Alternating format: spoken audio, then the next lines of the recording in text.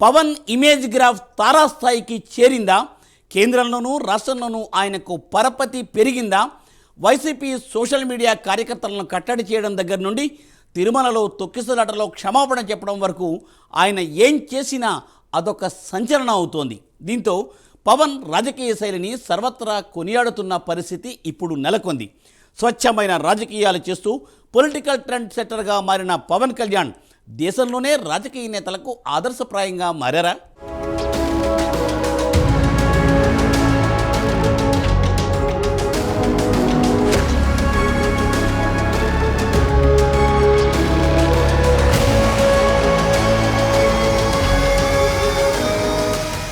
పదవి అంటే అధికారం కాదు, పదవి అంటే హోదా కాదు, పదవి అంటే బాధ్యత అని చాటుతున్నారు పవన్. సాధారణంగా అధికారంలో ఉన్నవాళ్లు జనంలోకి రారు. వచ్చినా తాము అది చేశాం, ఇది చేస్తున్నామని గొప్పలు చెప్పుకుంటారు తప్ప ప్రజల సమస్యల గురించి ఆరా తీసేవారు చాలా అరుదు.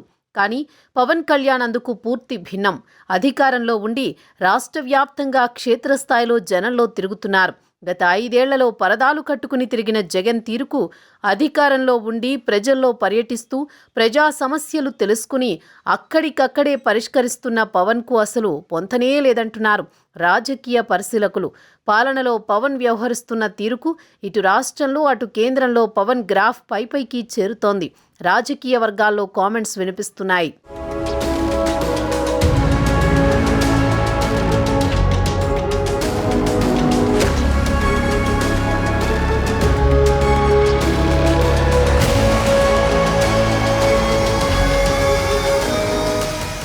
ముఖ్యంగా గ్రామీణ అభివృద్ధి మంత్రిగా పవన్ చేస్తున్న అభివృద్ధి ఆయనకు ఏపీ వ్యాప్తంగా పల్లె ప్రజల్లో గ్రాఫ్ పెరగడానికి కారణమైంది. పవన్ ఏరికోరి పంచాయతీరాజ్, గ్రామీణాభివృద్ధి, పర్యావరణం, గ్రామీణ తాగునీటి సరఫరా వంటి శాఖలను తీసుకున్న సంగతి తెలిసిందే.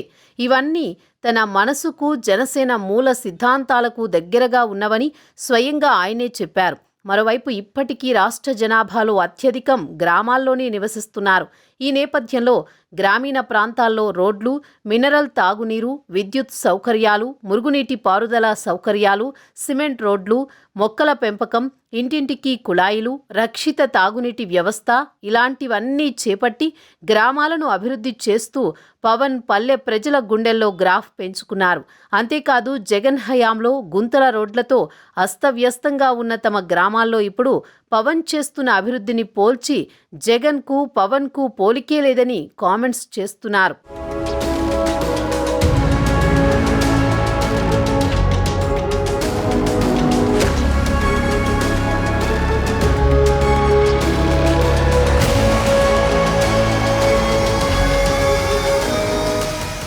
అంతేకాకుండా కొన్ని జిల్లాలు, ప్రాంతాల్లో మాత్రమే బలంగా ఉన్న జనసేన పార్టీని రాష్ట్రమంతా విస్తరించే అవకాశం పవన్ తన శాఖల ద్వారా దక్కుతుందని అంటున్నారు. తన శాఖల ద్వారా గ్రామాలను అభివృద్ధి పథంలో నడుపుతుండటంతో అది అంతిమంగా జనసేన పార్టీకి మేలు చేకూరుస్తుందని చెబుతున్నారు. ప్రస్తుతం గ్రామీణ ప్రాంతాల్లో వైసీపీకి ఓటు బ్యాంకు చెప్పుకోదగ్గ స్థాయిలో ఉంది. ఆ పార్టీ సాధించిన 40% ఓట్లలో 90% పైగా గ్రామీణ ప్రాంతాల్లో సాధించినవే. ఈ నేపథ్యంలో వైసీపీని అధిగమించి గ్రామీణ ప్రాంతాల్లోనూ జనసేన జెండా రెపరెపలాడడానికి పవన్ ముందు సువర్ణ అవకాశం ఉందని అంటున్నారు. తన శాఖల ద్వారా గ్రామాలను అభివృద్ధి చేస్తుండటంతో పవన్ ఇమేజ్, జనసేన గ్రాఫ్ పెరిగిందని అంటున్నారు.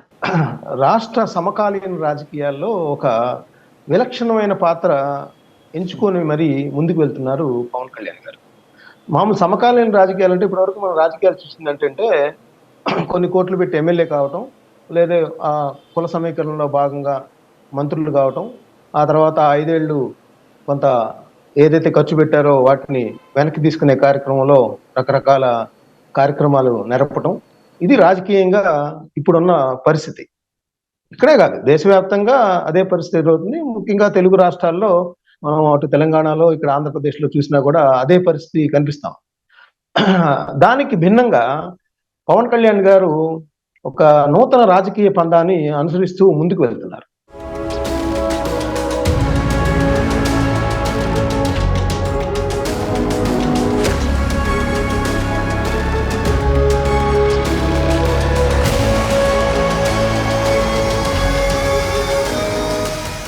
పవన్ కళ్యాణ్ దేశంలోని రాజకీయ నాయకులందరికీ మార్గదర్శిగా మారారా అంటే అవునని అంటున్నారు రాజకీయ పరిశీలకులు. ఎందుకంటే సాధారణంగా ఏ నాయకుడైనా సరే అధికారంలో ఉన్నప్పుడు జనంలో తిరగడం అరుదు. అధికారం కోసం ఎన్నికల ముందు ప్రజల్లో పర్యటించే నాయకులు అధికారం వచ్చిన తర్వాత మాత్రం పైన చూస్తుంటారు. ప్రజలను పట్టించుకోరు, వారి సమస్యలను లెక్కలోకి తీసుకోరు. సంక్షేమ పథకాలు ఇస్తున్నట్లు, తామేదో ప్రజలను ఉద్ధరిస్తున్నట్లు ఫీల్ అయిపోతారు. కానీ పవన్ కళ్యాణ్ అలాంటి నాయకుడు కాదు. విపక్షంలో ఉన్నా అధికారంలో ఉన్నా నిత్యం జనాల్లోనే ఉంటూ రాజకీయ నాయకులకు ఆదర్శంగా మారారు పవన్ కళ్యాణ్. అధికారంలోకి వచ్చిన తర్వాత కూడా నిత్యం జనంలోనే ఉంటూ వారి సమస్యలను తెలుసుకుని యుద్ధ ప్రాతిపదికన పరిష్కారం చూపిస్తున్నారు. రోజుల వ్యవధిలోనే రోడ్లు వేసి రికార్డు సృష్టించారు. మారుమూల గిరిజన ప్రాంతాల్లో పర్యటించి గిరిజన తండాల్లో సైతం గ్రాఫ్ పెంచుకున్నారు పవన్. సాధారణంగా ఏ పాలకుడు కూడా గిరిజన గ్రామాల్లో ఇంతలా పర్యటించి అక్కడి ప్రజల కష్టాలను తెలుసుకున్నది చాలా అరుదు. కానీ పవన్ ప్రేమకు గిరిజనులు కూడా ఫిదా అయిపోయిన సంగతి తెలిసిందే.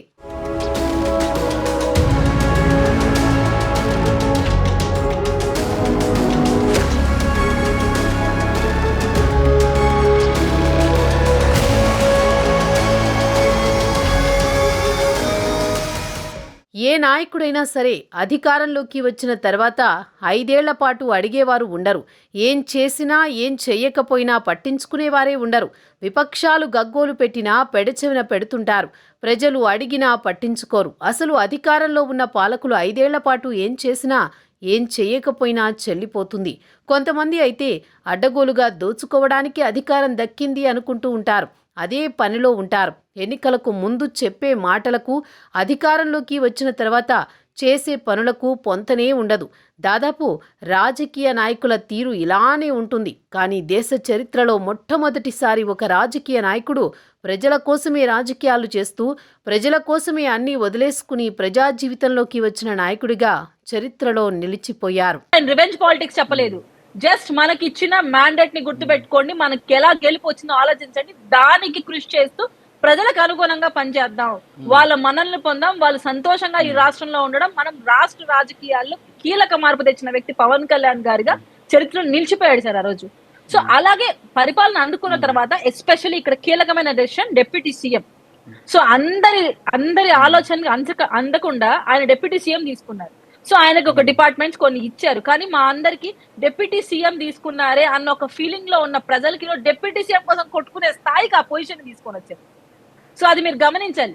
ప్రజలందరూ డిప్యూటీ సీఎం అంటే గతంలో డిప్యూటీ సీఎం ఏంటబ్బా అంజద్ బాషా చేశాడు, నారాయణ స్వామి చేశారు, ఇంకిద్దరు ముగ్గురు చేశారు, అసలు ఎంతమంది ఉన్నారో తెలుసు, ఏం చేశారో తెలుసు, అసలు ఎక్కడ కనిపించలేదు.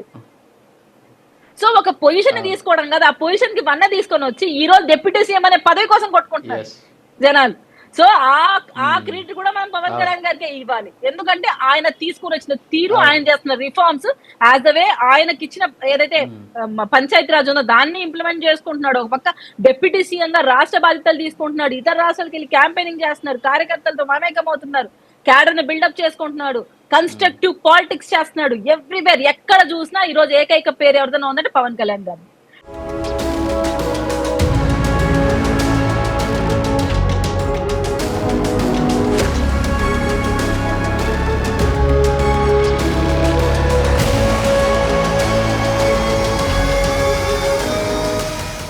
పవన్ కళ్యాణ్ తమ జిల్లాకు రావాలంటూ ప్రజల్లో ఆసక్తిగా ఎదురుచూసే పరిస్థితులు కనిపిస్తున్నాయి ఇప్పుడు. ఎందుకంటే సమస్యలు ఉన్న తమ ప్రాంతానికి పవన్ వస్తే అక్కడికక్కడే ఆ సమస్యలను పరిష్కారం చేస్తారనే ఆశ ప్రజల్లో కనిపిస్తోంది. అధికారం కోసం జనంలోకి వచ్చి అధికారం వచ్చాక పరదాలు కట్టుకుని తిరిగిన జగన్కు అధికారంలో ఉన్నా విపక్షంలో ఉన్నా నిత్యం ప్రజల్లోనే ఉంటున్న జనసేనాని పవన్ కళ్యాణ్కు పొంతన లేదని జన సైనికులు అంటున్నారు.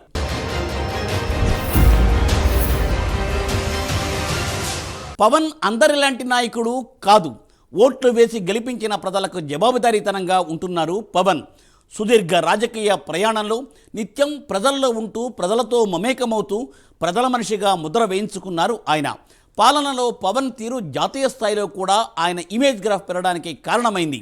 మొత్తంగా తిరుగులేని రాజకీయ చతురతను ప్రదర్శిస్తూ ఆంధ్రప్రదేశ్ రాజకీయ చదరంగంలో మిసైల్ మాదిరిగా దూసుకుపోతున్నారు పవన్ కళ్యాణ్. ఏపీలో ప్రజాపాలన అందిస్తామనే హామీతో అధికారంలోకి వచ్చిన కూటమి తరఫున తన వంతు పాత్రతో ప్రజల మనసులను దోచుకుంటున్నారు జనసేనాని.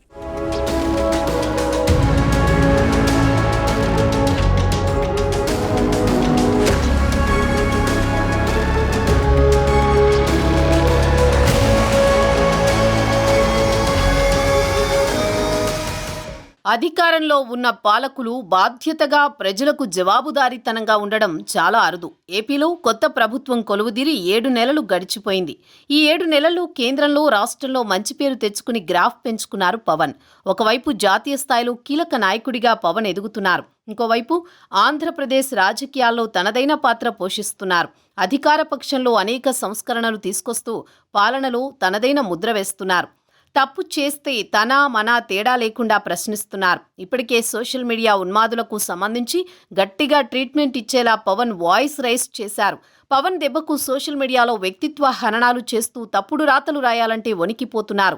సోషల్ మీడియాలో మహిళలను బూతులు తిట్టిన వారికి చుక్కలు చూపిస్తున్నారు పవన్ ప్రశ్నించిన వెంటనే సోషల్ సైకోల విషయంలో అరెస్టులకు శ్రీకారం చుట్టింది పోలీస్ వ్యవస్థ.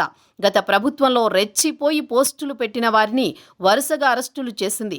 జనసేన కార్యకర్తలు, నాయకులు ఎవరు తప్పు చేసినా శిక్ష తప్పదని పవన్ చెబుతుండడం ద్వారా ఆయన కమిట్మెంట్ ఏంటో తెలుస్తోందని రాజకీయ వర్గాల్లో ప్రచారం జరుగుతోంది. అటవీ శాఖ మంత్రిగా ఉన్న పవన్ ఎర్రచంద్రం స్మగ్లింగ్ను అరికట్టడంలో సక్సెస్ అయ్యారు. ఇంకోవైపు బియ్యం మాఫియాను వణికించారు. తిరుమల తొక్కిసలాటలో క్షమాపణ చెప్పడం మాత్రం యావత్ దేశాన్ని మరోమారు ఆకట్టుకుంది. తమ ప్రభుత్వం ఉన్నా సరే పవన్ నిక్కచ్చిగా వ్యవహరిస్తున్న తీరు అందరి నుంచి సేనానిపై ప్రశంసలు కురిపిస్తోంది. ఏదైనా నిధులు కావాలంటే ఒకే రోజు వెళ్ళి 8 మంది కేంద్ర మంత్రులు కలుస్తా ఉన్నాడు. అదేవిధంగా బీజేపీ ఎందుకు విశాఖ స్టీల్లో జగన్మోహన్ రెడ్డి గారు అనేక లేఖలు రాసిన, అసెంబ్లీ తీర్మానాలు పంపించినా కూడా స్పందించిన కేంద్ర ప్రభుత్వం ఎందుకు స్పందించింది? సో పవన్ కళ్యాణ్కి సంబంధించిన ఇన్ఫ్లుయెన్స్ అక్కడ పనిచేస్తుంది అనేది నేను చెప్తాను. నిజానికి ఇంకో ఇన్సిడెంట్ కూడా చెప్తానండి. అంటే పవన్ కళ్యాణ్కి ఇస్తున్న ప్రయారిటీ అక్కడేమో నరేంద్ర మోడీ గారు జాతీయ స్థాయిలో ఒక మీటింగ్ జరుగుతూ ఉంటే ఈయన పవన్ కాదు తుఫాన్ అని పోల్చిన పరిస్థితి. సో ఇక్కడికి వస్తే నిన్న అక్కడ మన ఎన్డీఆర్ఎఫ్ సంబంధించిన మీటింగ్ లో అక్కడ 2 కుర్చీలే వేసున్నాయి. 2 కుర్చీలే వేసున్నాయి. అంటే ముఖ్యమంత్రి చంద్రబాబు నాయుడు గారికి, అదే విధంగా హోంమంత్రి గారికి. కేంద్ర హోంమంత్రికి ఒక ప్రోటోకాల్ ఉంటుంది, ఆయన పక్కన ఎవరు కూర్చోవాలనేది. ఆయన స్వయంగా అక్కడ కుర్చీ లేని విషయాన్ని గమనించి పవన్ కళ్యాణ్ గారి కోసం కూడా ఒక కుర్చీ వేయించి, అది ఒక కేంద్ర హోంమంత్రి స్థాయిలో ఒక రాష్ట్ర డిప్యూటీ సీఎం కి అంటే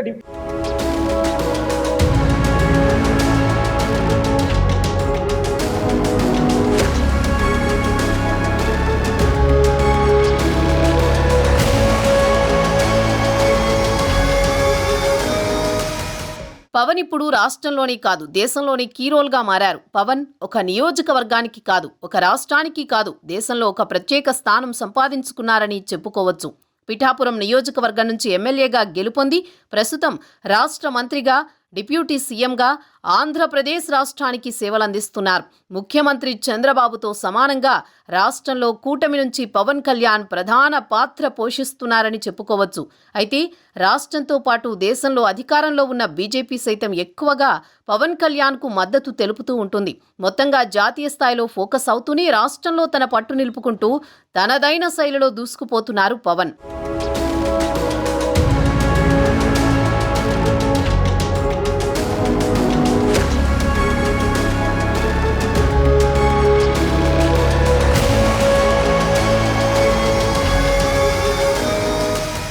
పవన్ తీసుకొచ్చిన మార్పులు తెలుగు రాష్ట్రాల్లోనే కాకుండా దేశవ్యాప్తంగా చర్చనీయాంశమవుతున్నాయి.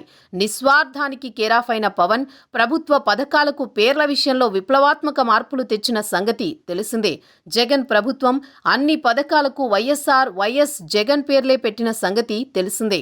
అయితే ఆంధ్రప్రదేశ్లో కూటమి ప్రభుత్వం అధికారంలోకి వచ్చాక పవన్ వినూత్న మార్పులకు శ్రీకారం చుట్టారు. దేశానికే ఆదర్శమయ్యారు. ప్రభుత్వ స్కూళ్లలో మధ్యాహ్న భోజన పథకానికి డొక్కా సీతమ్మ పేరు పెట్టారు. ఎంతో మంది దేశ నాయకులు, జాతీయ నాయకులు ప్రజలకు మంచి చేసిన వారు ఉన్నారని, పథకాలకు తదితరాలకు వారి పేర్లే ఉండాలని పవన్ కళ్యాణ్ స్పష్టం చేశారు. ఆచరణలో చూపించారు. అధికారంలో ఉన్నవారు తమ పేర్లు, తమ కుటుంబ సభ్యుల పేర్లు ప్రభుత్వ పథకాలకు పెట్టుకోవాలని పరితపిస్తూ ఉంటారు. అలాంటిది పవన్ మాత్రం సరికొత్త చరిత్రకు శ్రీకారం చుట్టారు.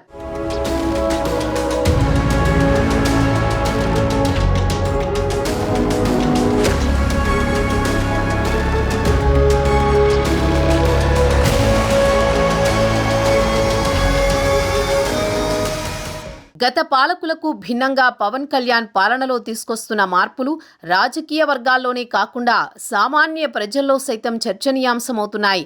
రాష్ట్రం పూర్తిగా దెబ్బతిన్న సమయంలో వచ్చి కూటమి కట్టి అధికారంలోకి వచ్చాక పాలనలో తనదైన ముద్ర వేస్తూ ప్రజల అభీష్టం మేరకు అనేక సంస్కరణలు తీసుకురావడంలో తనదైన పాత్ర పోషిస్తున్న జనసేనాని పవన్ కళ్యాణ్ పట్ల ప్రజల్లో ప్రశంసలు కురుస్తున్నాయి. ప్రజల హృదయాలలో తనకంటూ ప్రత్యేకమైన మార్కు వేసుకున్నారు పవన్. సేనాని పాలన చూస్తున్న ప్రజల్లో కూడా విస్తృత చర్చ మొదలైంది. కేవలం 7 నెలలకే ఎన్నో మార్పులు తీసుకువచ్చిన పవన్ మరి మున్ముందు ఇంకెన్ని మార్పులకు శ్రీకారం చుడతారు అన్నది సర్వత్రా ఉత్కంఠగా మారిపోయింది.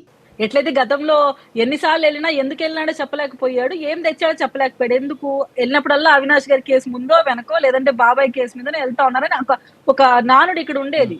సో పాపం ఆయన ఏం చెప్పుకోవాలో అర్థమయ్యేది కాదు. ఆయన కేసుల నుంచి ఆయన పరిరక్షించుకోవడం, వాళ్ళ కుటుంబాన్ని చూసుకోవడమే సరిపోయేది. సో కేంద్రం నుంచి పెద్దగా ఫండ్స్ తీసుకోవడానికి ఆయనకి ఎక్కడ తార్కాణం లేదు.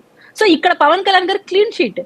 ఆయన ఎవరికి భయపడాల్సిన అవసరం లేదు, కేర్ చేయాల్సిన అవసరం లేదు. రాష్ట్ర ప్రజల కోసమే పనిచేస్తున్నాడు, క్లారిటీగా ఉన్నాడు. లంచాలకు కకృతి పడే దాఖలాలు లేవు, స్కామ్లు చేసే ఆలోచన ఆయనది కాదు. ఉంటే ఆయన దగ్గర పంచి పడతాడు. ఆయన clean sheet, white collar shirt వేసుకొని వచ్చి రాజకీయం చేస్తున్నాడు. ఇంకా కష్టాతీతం అంటారా, అది కూడా సినిమాలు తక్కువ చేస్తూ ఆ డబ్బు కూడా తెచ్చి ప్రజలకు పెడుతున్నాడు. తన బిడ్డల మీద ఉన్న డబ్బులు కూడా ప్రజలకి ఖర్చు పెట్టాడు సార్. అటువంటి వ్యక్తి ఇంకా ఎవరికి కేర్ చేస్తారు? ఆయనకు ప్రజలు పట్టాభిషేకం చేసి మహారాజును చేసి కూర్చోబెట్టున్నారు సార్. సో అటువంటి వ్యక్తి రాష్ట్ర రాజకీయాల దొరకడం మన అదృష్టం. మేము ఈ టర్మ్ లో ఉండడం అంటే మేమందరం ఈ రాజకీయాల్లో ఉండడం, మా బిడ్డలు కూడా ఉండడం అదృష్టంగా ఫీల్ అవుతాను సార్ నేనైతే.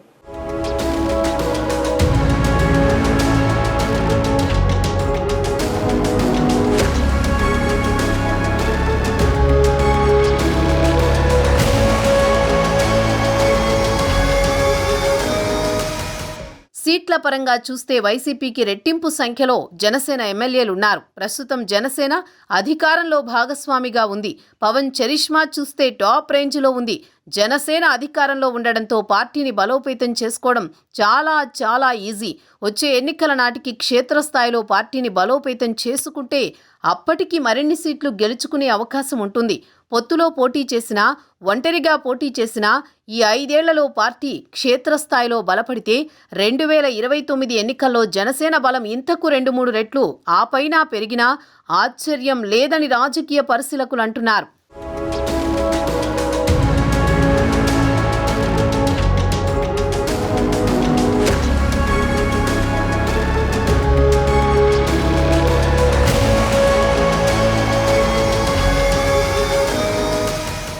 ప్రస్తుతం ఆంధ్రప్రదేశ్ రాజకీయం అంతా పవన్ కళ్యాణ్ చుట్టే తిరుగుతోంది. ఎందుకంటే ఏ డిప్యూటీ సీఎం చేయలేని పనులను చేసి చూపిస్తున్నారు పవన్.